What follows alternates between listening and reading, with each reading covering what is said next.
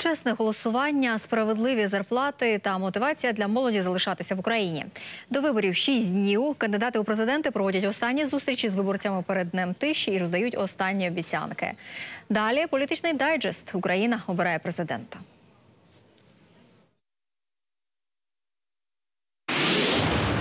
Провести справедливі та прозорі вибори і забезпечити чесний підрахунок голосів – головне завдання на сьогодні, заявив Петро Порошенко на зустрічі із київськими студентами. За його словами, попри гібридну війну, Кремль не полишає спроб розхитати ситуацію в країні зсередини. Путін не змирився з поразкою своїх планів. З Кремля зараз надійшла команда готувати провокації, силові провокації.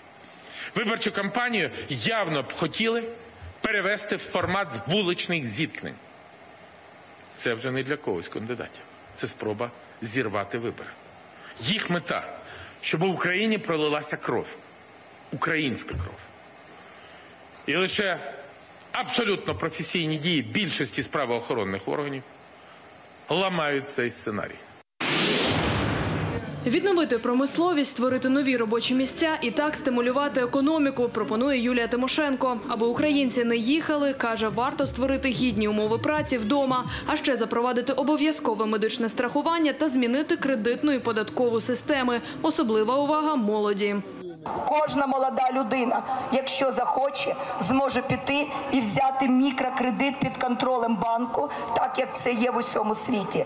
Без застави, під 3% річних, під абсолютно затверджений банком бізнес-план і працювати цілими командами. У нас, щоб купити квартиру, треба заплатити перший внесок 30-35%. Ні у кого немає. Не тільки у молоді, у будь-яких родин цього немає. Для цього треба переходити на європейську модель на 20 і більше років. Максимум у 7 разів. Такою має бути різниця між мінімальною і максимальною зарплатою в Україні, вважає Олег Ляшко. Сьогодні він на Волині. Окрім всього, каже політик, зароблене керівники держпідприємств мають отримувати лише тоді, коли відсутні борги перед рядовими працівниками. Самі поляки чуманіють. Вони дивляться, що зарплата їхнього поляка, голови Укравтодору, більша, ніж зарплата прем'єр-міністра Польщі. Ну це взагалі нонсенс.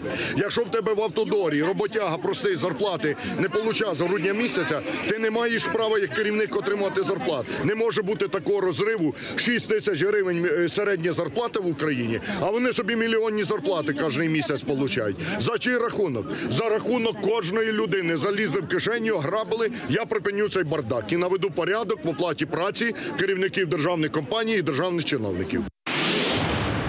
Не допустити фальсифікації на виборах обіцяє Олександр Вілкул. Сьогодні він зустрічався у Києві з керівниками обласних виборчих штабів. Каже, опозиційний блок ретельно стежитиме, щоб голосування було максимально прозорим, а всі факти порушень передаватиме міжнародним спостерігачам. Власть понимает, что мы единственная реальная оппозиция и включила против нас всю репрессивную машину. Но народ уже разобрался, кто настоящая оппозиция. Объединение с Мураевым, поддержка других политических сил укрепила мои шансы на выход во второй тур, а значит на победу. Я благодарю нашу команду, миллионы украинцев, которые нас поддерживают. Мы будем защищать каждый голос, будем бороться за выбор людей, перезагрузку власти для того, чтобы жить в мирной, богатой стране. Анна Бондаренко, сьогодні канал «Україна».